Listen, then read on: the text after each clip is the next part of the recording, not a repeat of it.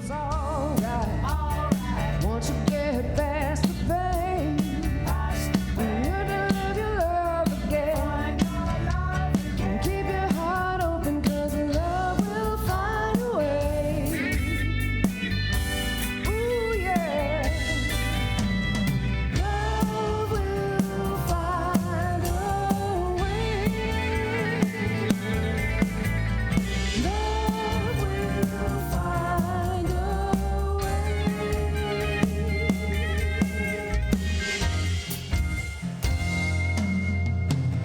My words, you heard them all before.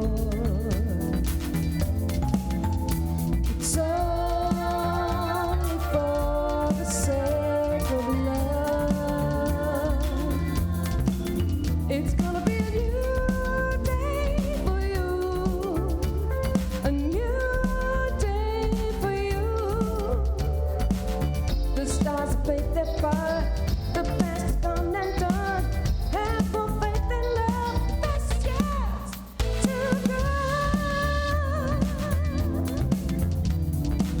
With abundance in my arms, you know I set my soul on fire. Ooh, and I'm open to receive. My heart casts every desire. We're changing them, my heart and mind. Yeah, when spirit blesses me, well, chills run down my spine. Don't you know that spirit, it's alright.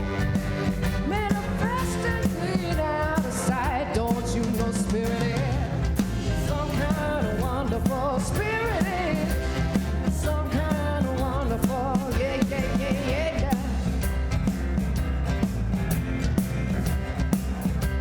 All right. Well, good morning, everybody. Or should I say good morning, everybody? Ah. Well, a very, very happy Easter to all of you. And for those of you who don't know us, hello. Good morning.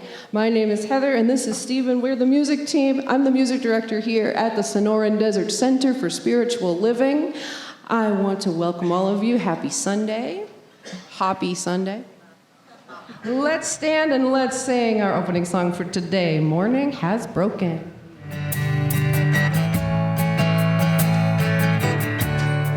Morning has broken like the first morning.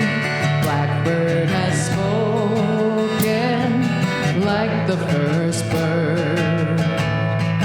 Praise for the singing, praise for the morning, praise for them springing fresh from the world. Sweet the rain's new fall, sunlit from heaven, like the first dew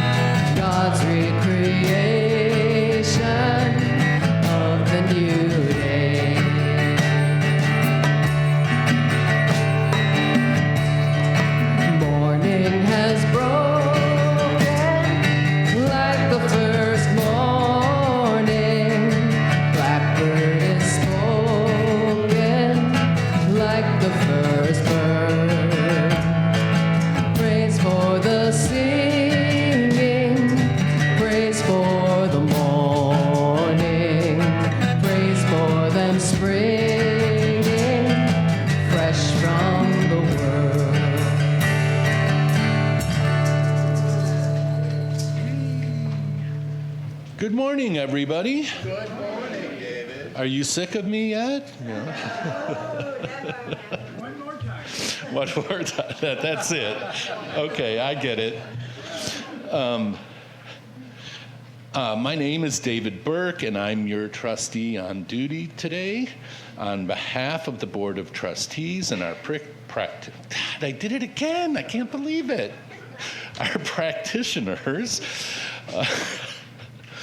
Oh, my. We'll pray for you. Thank you. No offense, really. I just can't read.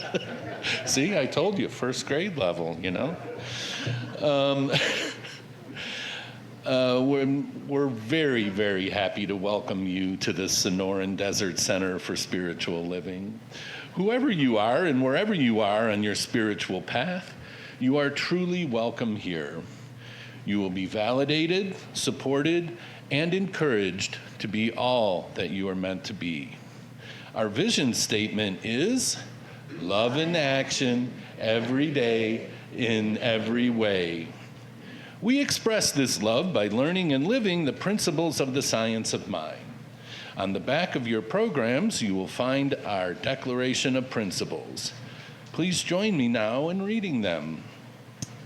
I believe there is an infinite intelligence operating throughout the universe. I believe this intelligent power is only good. I believe this intelligence expresses as me. I believe through my conscious use of this power, I create my life as happy, healthy, and complete. And so it is. We would like to thank all the people that made this Sunday celebration special. And first of all, it's all of you in the chairs. It truly would not be the same without all of you. And thank you so much for coming. We'd like to thank our music team, and we're glad it's a team now, so thank you very much.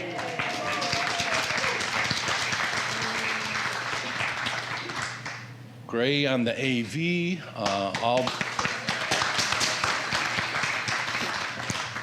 all the people in the kitchen, and of course our greeters who go unnoticed most of the time, so thank you.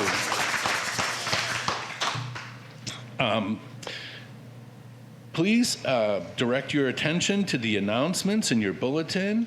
And if you're watching online, please visit cslaz.org for our announcements and events calendar.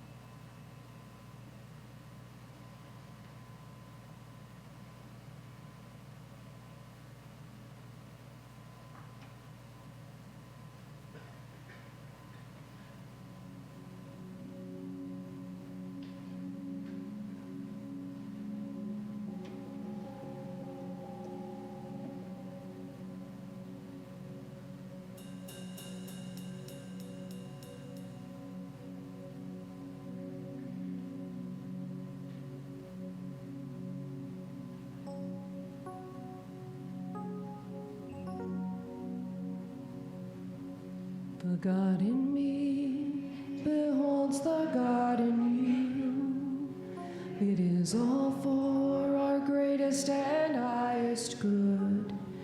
The God in me beholds the God in you. And you and I are one. Namaste.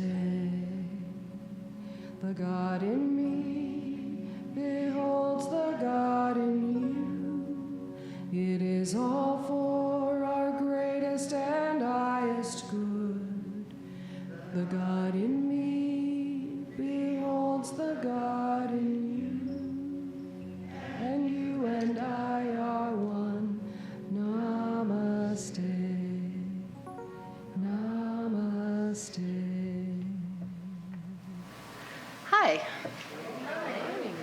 Beth Hopkins, your almost practitioner.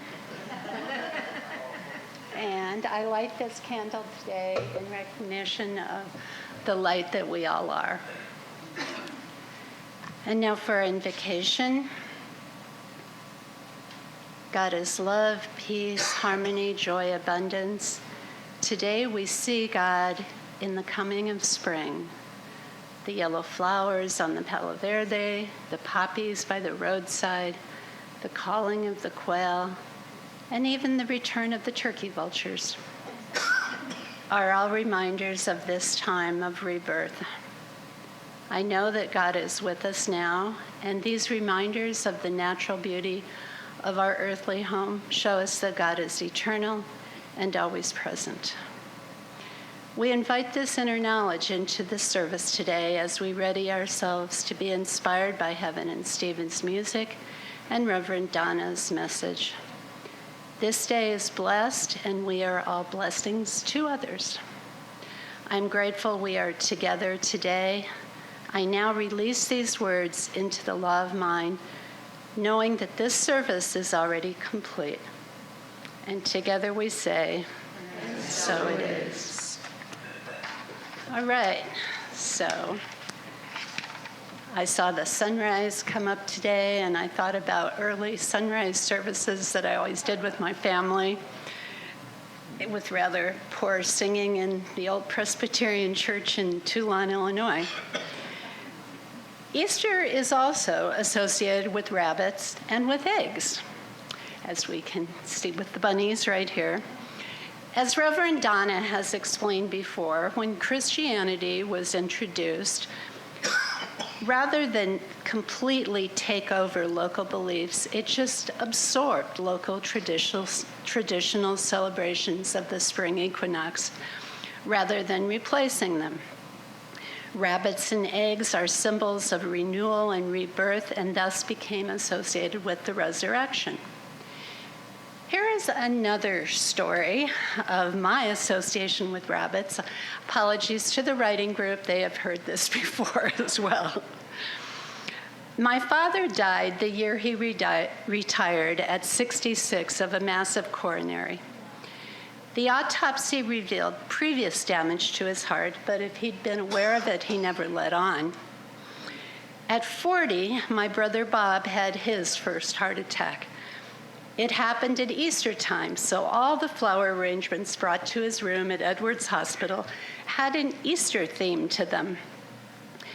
Predictably, my brother, who shared much of my father's type A personality, started raging, "What's with all these damn rabbits?" His wife, Nancy, has the patience of a saint. They had 3 children of their own at home at this time, the oldest of whom was pregnant at 19. And Nancy also worked as a paraprofessional with special needs children. She turned calmly to my brother and said, "Bob, it's Easter time. What do you expect?" Doctors eventually sent Bob home with a diet and exercise regime and the strict admonition to never smoke again. No discussion was ever held about stress. Nancy, however, was determined not to end up raising 3 children and possibly a grandchild on her own. So in her indomitable way, she would calm him down with a firm, "Bob, remember rabbits," whenever his temper got out of control. That became their code word to change your thinking.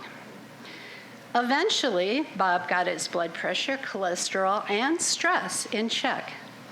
He took up bicycle riding and then running in 10K charity runs, often with his two daughters and an oldest granddaughter, all of whom became nurses. Bob took up baseball and played on a Park District team with his son. The entire family got together every Saturday night at a local eatery and were soon joined by grandchildren and eventually great-grandchildren. Bob eventually made his transition last year at age 76, 10 years older than our father had been. I think Bob may have seen his heart attack as a wake-up call, and he used that opportunity to reinvent himself. he had the opportunity that my dad didn't. He was fondly remembered by family and friends from near and far at his celebration of life at his favorite sports bar, with retellings of his favorite jokes. So what challenges are you facing in your life right now, or what new things do you hope for in your life? What word or words could you use when you need to change your thinking, whether in a relationship or just when your mind starts going down dark rabbit holes? I like to start my day with one positive word and see how much better the day proceeds. Namaste.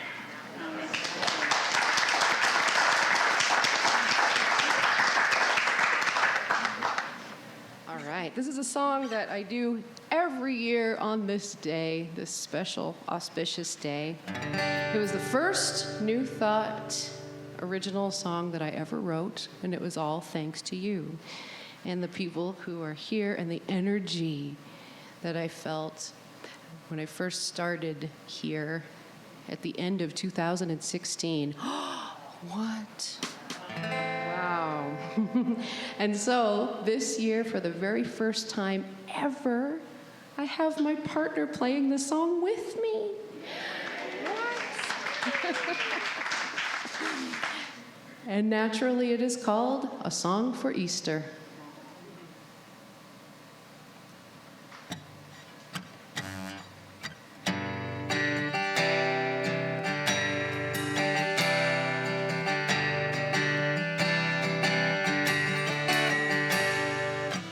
Spirit is working within me to vibrate good in this land. But if I wait to jump in the circle, the cards will all stay in my hand. So I listen and I read and I study about how to do it all just right. Gotta make sure that I'm convenient and ease my way in the spotlight. But if I stay quiet, then what will get done? Not speaking up doesn't help anyone. This is my rebirth. This is the joy in learning my place on the earth. And this is the time, if not now, then when?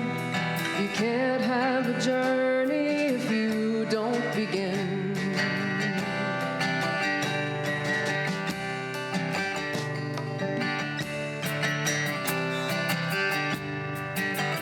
When you follow your rainbow, there might not be any gold. Why not look down from the top of the ark?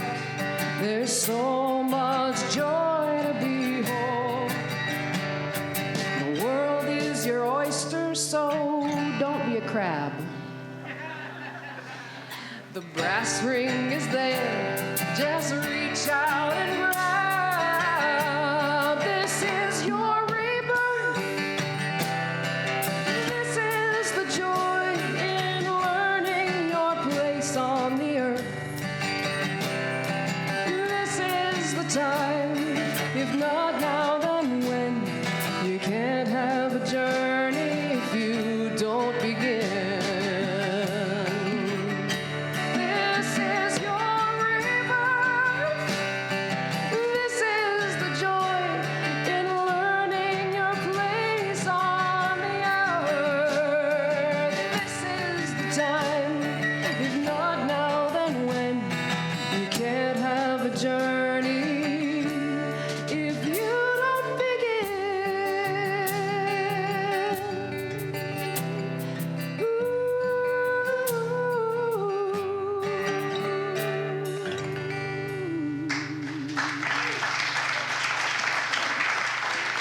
Thank you. Namaste. Have a very happy Easter to all of you. Rosie called me about 9 o'clock this morning to tell me that she was sick. She couldn't get a hold of Melinda.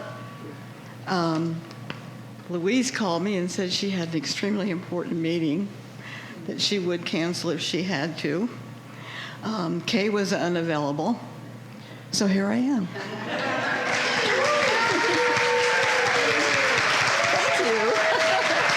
It feels good to be up here. It's yeah. I guess when you spent 20 years doing it, it feels pretty comfortable.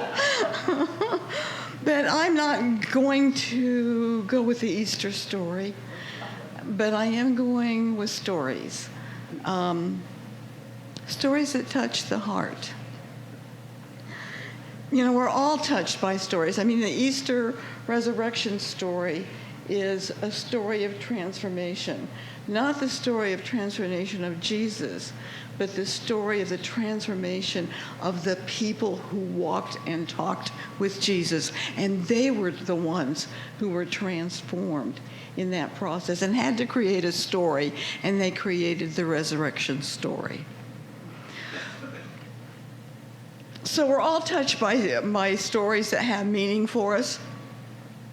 And sometimes they're simply fairy tales or fables that have a delightful moral message. Some of Aesop's fables are some of my favorite. There are a series of stories that are under the heading of what Joseph Campbell calls the monomyth, or the hero's journey. And these stories may be different, but they contain certain elements that are common to each person. So while in one story we may need to slay a dragon, in another and we need to find an intended boon, a chalice, we find that the ultimate reward of the hero is his or her own self-transformation. And the gift that this hero or heroine brings back is that transformed self. That is the true reward. And we can see this in The Wizard of Oz. While Dorothy's goal is to return to Auntie Em and Uncle Henry and her farm in Kansas, her journey to Munchkinland and the Emerald City have changed her. So when she returns to Kansas, she is not the same. She's been transformed by the encounters with her mentor, the good witch Glinda, her allies, Scarecrow, Tin Man, and the Cowardly Lion, and her adversary, the Wicked Witch of the West. So I've chosen as my topic today, Aren't I the Lucky One? And it is a story I've told before. And it's special because the heroine in our story does not experience a transformation. But I think, nevertheless, it is part of that mythic journey from a different perspective.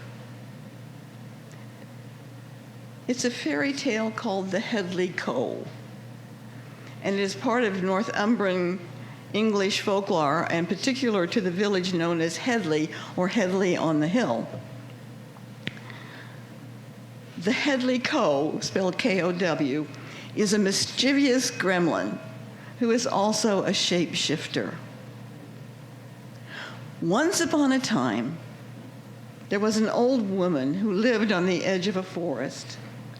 She earned her living by doing errands and odd jobs for the nearby farmers and villages. She usually had only enough money to buy bread and cheese for her supper, but she was a cheerful soul without a care in the world. Every day she would get up early to gather pine cones and branches for her evening fire. Then she would set out to look for work. Her cottage was old and sparsely furnished, but it was comfortable, and the old woman was completely contented with her life. The farmers' wives made sure the old woman was on her way home long before dark, because after nightfall, the Hedley Kow was known to haunt the roads. All of the villagers were afraid of him because he could change his shape and frighten people out of their wits, and he liked to chase them home and trick them with annoying pranks. One summer evening, as dusk approached, the old woman was still on the road, hastening toward home. On the side of the road, she saw a big black pot. She wondered who would leave such a fine pot on the road. So she went over to examine it. Maybe it has a hole in it, and someone threw it out, but I can find a good use for it for myself. And she looked inside. "Oh, glory!" she exclaimed when she peered into the pot. "It's filled with gold coins." For a while she just stood and gazed at her find, admiring the sparkle of her treasure. "Oh, aren't I the lucky one?" she said to herself, and pulled at the pot to see how heavy it was. She decided the only way she could manage to get such a heavy load home was to tie one end of her shawl to it and drag it along the road. "I can think about what to do with my fortune all night long," she thought as she pulled and dragged the pot along. "I could buy a new house, or I could keep some gold coins on the mantle, or I could bury the treasure at the foot of my garden." By this time, the old woman was growing tired from dragging the pot, so she stopped to take a rest. When she peeked into the pot to look at her treasure, she found no gold. In its place was a shining lump of silver. In disbelief, she checked the pot again, but still there was a great lump of silver inside. "I could have sworn there was gold in this pot when I found it, but I must have been dreaming. Well, perhaps this is better anyway, because gold pieces are harder to keep safe. This will be easier to keep, and I'm still a rich woman. Oh, but aren't I the lucky one?" So the old woman continued her trudge homeward, cheerfully thinking of all the things she could do with her fine lump of silver. Before long, she tired again from dragging her heavy pot, so she stopped to rest. And once again, she checked inside the pot to look at her treasure. This time, she was astonished to find that the silver was gone, and in its place was a lump of lead. "Mercy me," the old woman exclaimed, and after a moment's thought, she said to herself, "Well, this is a convenient turn of events. I will have no trouble selling this lead, and I will have a lot of pennies for it. And now I won't have to stay awake nights worrying about being robbed of my gold or silver. Oh, but aren't I the lucky one?" The old woman continued her slow journey along the road, dragging the pot behind her and chuckling over her good luck. Soon she stopped to rest again, and this time, when she checked the pot, she found that the lump of lead had vanished, and in its place was a large stone. My, the old woman exclaimed. After a moment, she said to herself, "Well, this is indeed a piece of luck. This is just the size stone I need to keep my door open while I bring in the wood for my fire. Oh, but aren't I the lucky one?" So she dragged her pot down the road, thinking about how well her stone would work as a doorstop. And when she finally reached her cottage, she bent her stiff back to pick up the stone, when all of a sudden, the stone gave a squeal. Arms and legs and large ears appeared as a creature emerged, laughing and pointing his finger, making ugly faces at her as he danced around the small room. The old woman stared at the creature in amazement. Well, well, she exclaimed, if I'm not the luckiest old woman. Imagine the Hedley Kow in my own house. The little man stopped short. Do you mean to tell me that you are not afraid of the Hedley Kow? He asked. Of course not. Why should I be afraid of you? The old woman replied. You are a rare sight to see, and besides, you've done me no harm. The little man turned around dejectedly, scratching his white beard as he started to walk out the door. Now the old woman called to him, I don't have much, but you are welcome to share some bread and cheese and a cup of tea if you would like to join me for supper. As the two sat down to eat, the little bit of cheese became a fine large block, and fresh fruit and a loaf of sweet brown bread appeared. The two shared a cheerful meal, And after they had eaten their fill, they sat comfortably by the fire, and the Hedley Kow entertained the old woman with stories of his pranks and adventures until tears ran down her cheeks. "I have never had such a fine evening as this has been," she said. And after that, the Hedley Kow and the old woman became good friends.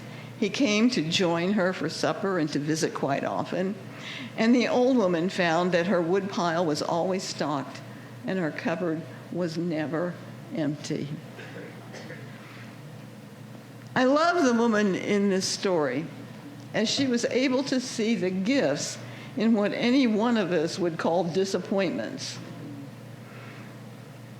And where others feared and shunned the Hedley Kow, the old woman invited him in, and she found the ultimate gift, friendship with a power that would sustain her for all time. But the story does not have a transformational quality to it. The old woman is always the same. She takes each experience as a gift from the present moment. In his book, Oriental Mythology, Joseph Campbell traces the beginning of Eastern religions and the ultimate split into Eastern and Western philosophies, or the difference between Oriental and Occidental religious concepts. My mentor, Reverend Dr. Arthur Chang, called these differences the way of relaxation and the way of excitation. When we think of the Eastern philosophies of Taoism, Hinduism, Buddhism, we can see that each one of them calls for meditation, for going with the flow, for accepting the present moment as it is. And that's the way of relaxation.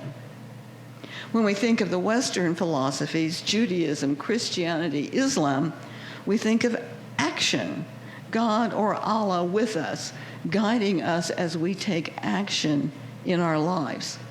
In the Western ideology, we don't have to accept our world or our circumstances as they are. We have within us the power to change. And this is the way of action, or the way of excitation. Both of these paths are valuable and important. Our founder, Dr. Ernest Holmes, intuited that.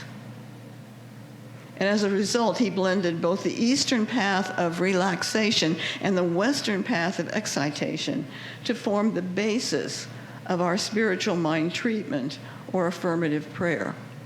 He was a genius. He was a genius. Because there are 5 steps of affirmative prayer.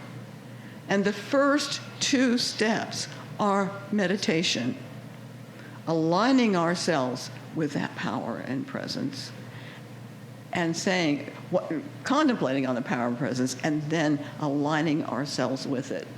Everything about God is who and what I am.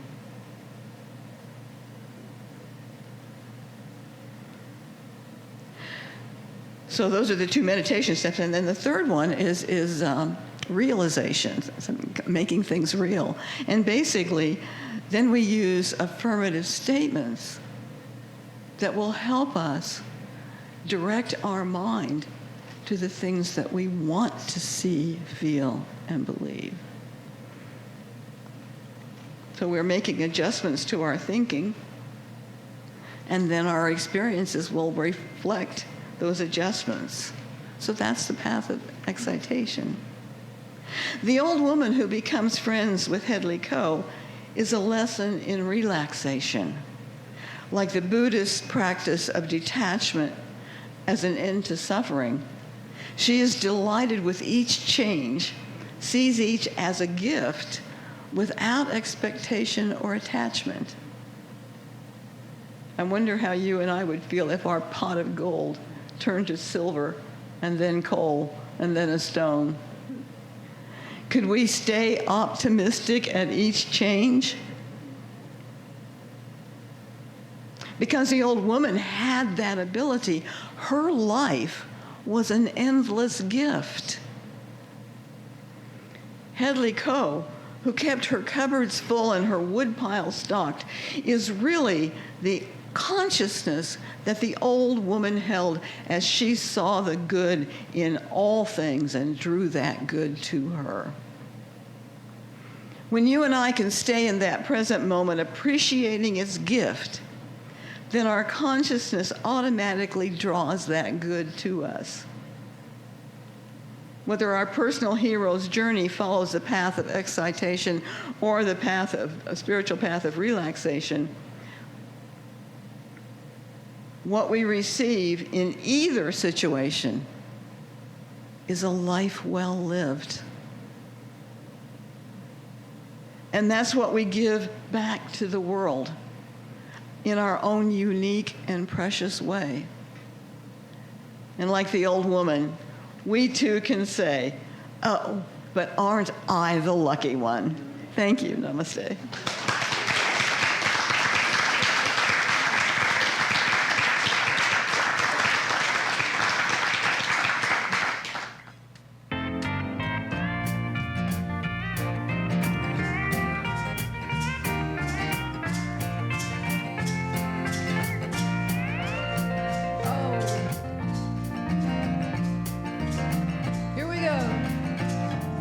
Such a feeling's coming over me.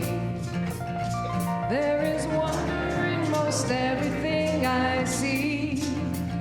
Not a cloud in the sky, got the sun in my eyes, and I won't be surprised if it's a dream. Everything I want the world to be is now coming true, especially for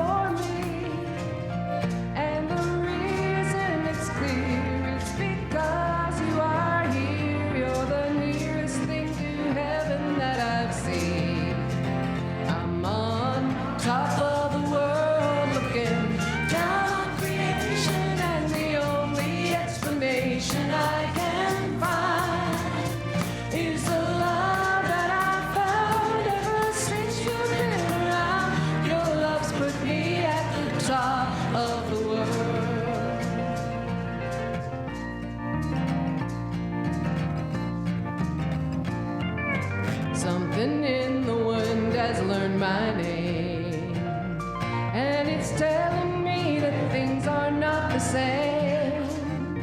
In the leaves on the trees and the touch of the breeze, that it's of happiness for me. There is only one wish on my mind.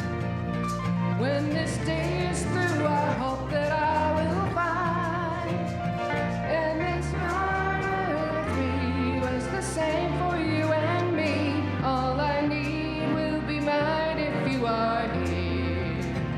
I'm on top of the world looking down on creation, and the only explanation I can find is the love that I found ever since you've been around. Your love's put me at the top of the world. I'm on top of the world looking down on creation, and the only explanation I can find is a love that we found ever since you've been around. Your love's put me at the top of the world.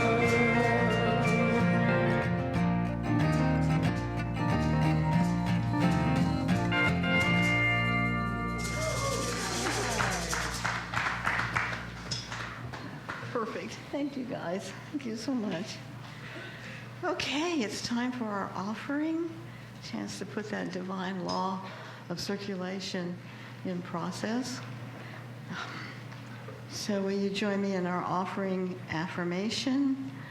My gift goes forth to heal, prosper, and bless all that it touches. It is evidence of my conviction that God is the source and substance of my supply. I share generously of my good, knowing that it returns to me multiplied abundantly, and so it is. Good morning.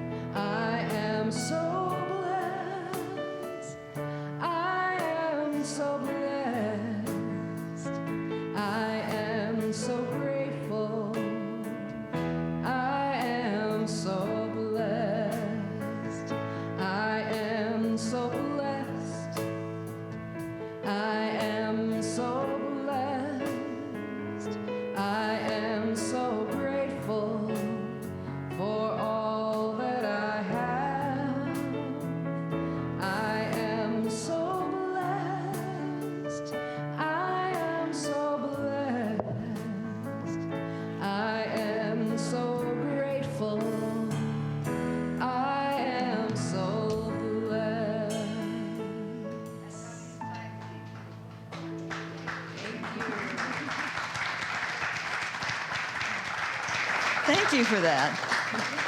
Love it. Love it. Oh. So it's time to, first of all, say thank you for all of your generosity, your givingness, and for keeping this community going. You know, I don't know how many churches that could go through what we've just been through and continue to come and support. We have created something here together that won't fall apart because there's not someone at the helm just now. And I think that that is the most amazing thing we can say about ourselves. So thank you. And let's take a moment to close this portion out in prayer, and please join us for refreshments afterwards. And don't forget to sign the cards for Loma and Kathy and Sue. Okay.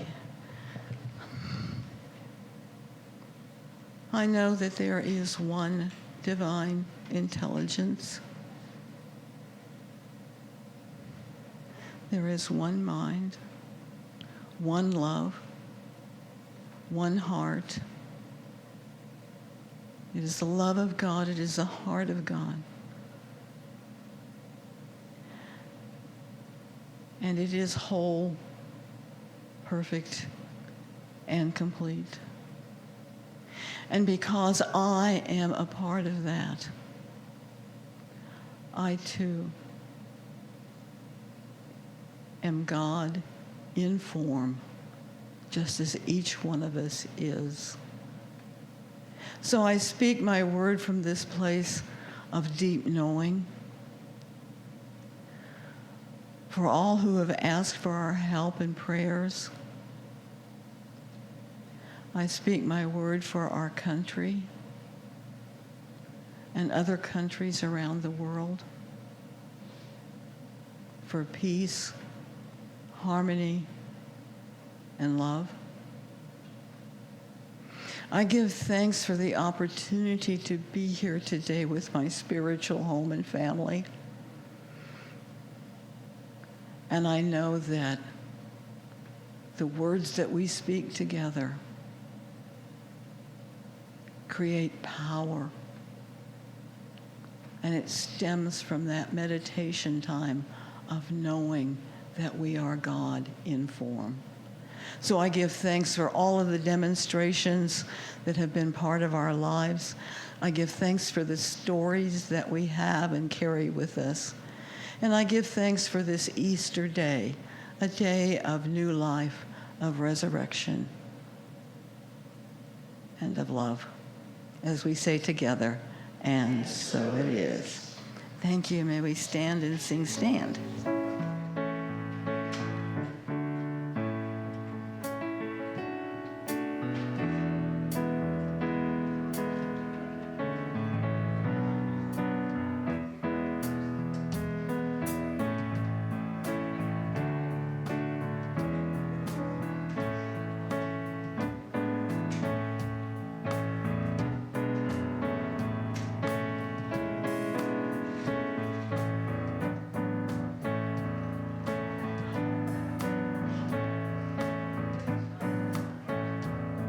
So let there